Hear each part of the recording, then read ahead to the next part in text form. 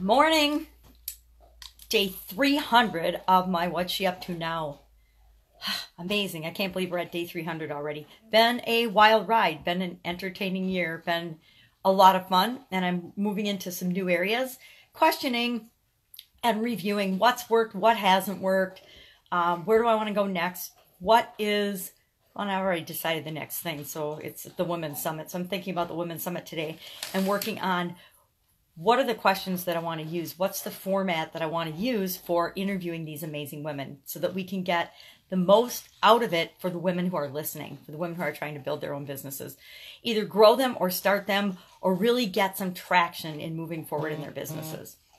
And one of the things I thought of that popped into my mind today was, how do you get the first 5,000, because it's all about customers, how do you get the first 5,000 people to see your stuff for free?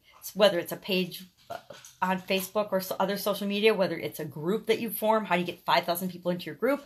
How do you get 5,000 customers just seeing your products or services, your business, your funnels, your website, whatever it is that you want people to see and get eyeballs on? How can you do that for free? I'm thinking that might be the question, and that might be the challenge. How do you get your first, and people might think, okay, maybe 5,000 isn't the right number. Maybe it's the first 100 or the first 500, whatever number. Maybe I'll ask that as a survey question today to a couple women's groups. What is the right number for that to be that isn't so scary that it's unbelievable? Now, if you're in the online business world, to get 5,000 people or 5,000 eyeballs on an offer or a page or something that you're doing isn't really that difficult. Now, the for free part is where the challenge comes in. And that's what I want to challenge, I think, many of the speakers to say is, how do I get people coming to us for free? Because a lot of people are bootstrapping. They're starting out. And we always all want to be building and bringing to us customers from... we want to be attracted in the natural way. We don't want to be always having to pay for traffic. Although paying for traffic or paying for eyeballs, just like advertisers do in any industry in the world, is the fastest way to get attention, right? Spending money is the fastest way to get attention. But we don't always want to do that. We don't always want to use our resources or other people's resources, especially in ways that we don't know they'll pay off. So if we can find free or inexpensive ways of attracting people to us, pretty valuable, right? So I'm just thinking about and working through the ideas for the Women's Summit and the format for the question, because I need to start doing those interviews. It's already getting late in the year, and if we're launching in January, I don't want to waste any time. I want to have it all structured and all laid out perfectly, or as perfectly as possible. Let's be honest, it ain't going to be perfect. There's no way it's going to be perfect, but it's going to be awesome. And it's okay to not be perfect as long as it's awesome and it delivers on the promises that we're making. And that's to make women business owners' lives way easier and a lot more fun. Because I think a lot of us have struggled over the decades or years or months or weeks or however long we've been in business in areas that other people maybe can't necessarily relate to. I'm talking about men here. Sorry, guys. So what am I working on today? I'm working on that because that's at the top of my mind.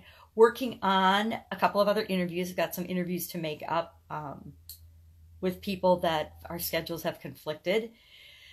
And I'm working on another cool secret project that I'm not even going to talk about yet, but I'm really excited about, and it's going to be fun and enlightening. And I think I might be the one that learns the absolute most from this project. Isn't it interesting that whenever we're doing something or whatever we're doing, if we look back at it, oftentimes we're the one that learns the most and gets the most out of it. I love that with my coaching students. It's so fun to see the light bulb go off in their eyes. But what they don't realize is that's the best part for me. When I see somebody get something or realize something or have an epiphany and they're like, oh my gosh, I never thought of it that way before. And boom, they get the answer, and they get the answer themselves by answering the question.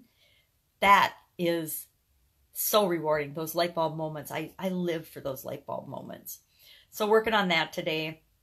I don't see what else have I got for questions here. Oh, and I'm working on, I'm going back like I do oftentimes, and like I have my coaching students do oftentimes. I'm going back to the drawing board on certain things.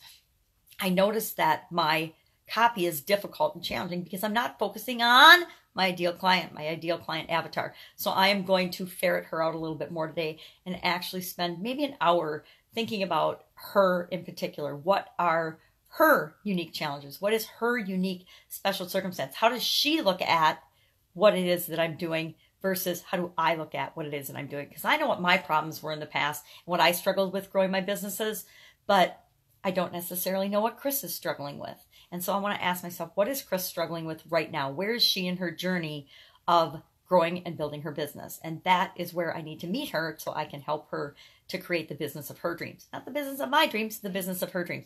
I already got the one of mine going on. I'm sitting here in my pajamas, right? So that's it. That's what I'm working on day 300. I wish you a fantastic day, and I will, of course, touch base with you tomorrow. Bye.